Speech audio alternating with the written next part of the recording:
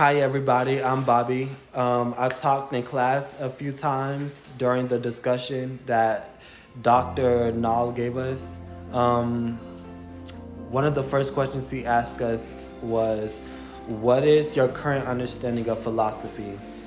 So my understanding of philosophy is the reason why something is, the reason how we obtain knowledge. It's basically like a discussion, and both views can be challenged in a way.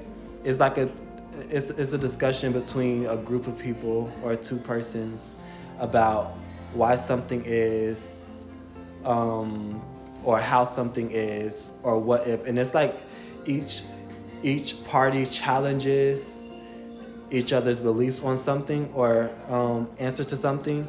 And then the other question was, what is philosophy and what is it used for? So I pretty much answered it in the first question. What is it for? Well, I basically answered both questions, but it's basically like, what is it used? Like, what is it used for? I guess it helps humans obtain knowledge on a certain subject, and it challenges the beliefs of another person. They could either believe in what you said, or you may believe what they said, or you may not believe what they said, but it would be a good discussion on, and something to hold on, like some knowledge, like science versus creationism, or I think that's how you would call that.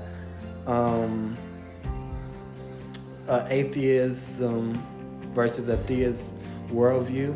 What experience have you had taking a philosophy course? This may actually be my first philosophy course, but because I do like these kind of discussions, I will say that I have had some philosophical discussions, or a lot of debates or discussions I have are on religious views versus non-religious views, or atheists versus Christians views.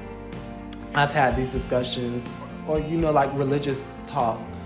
Those could be considered philosophical discussions, especially if we're trying to prove the existence of God, or explain the existence of how God is, or something like that. Given what you know about philosophy, how relevant do you think philosophy is to your life? I think philosophy is very fundamental for a person's life, especially with mine, because I was one of those children who never took the answer as how it is.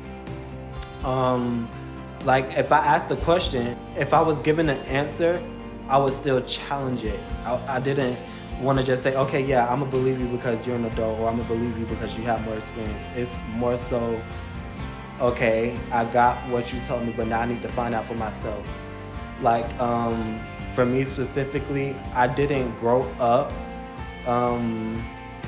religious. I kind of came to faith, but I did have parents who, I guess, believed in God and Jesus Christ. But when it comes to me, I was questioning everything. How does that make sense? Why are you taking introduction to philosophy, and what are you expecting from the class? So I'm gonna be honest, I took introduction to philosophy because it's a course requirement for my degree in health science.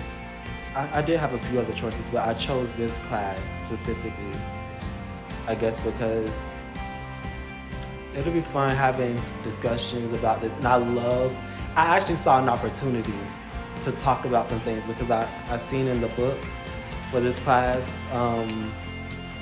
about theism, atheism, and the clergy issues, religion and mysticism. I seen that, and I was like, I see an opportunity.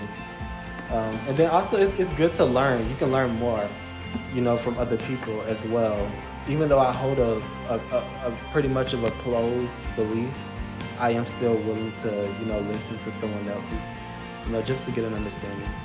Thank you guys for listening.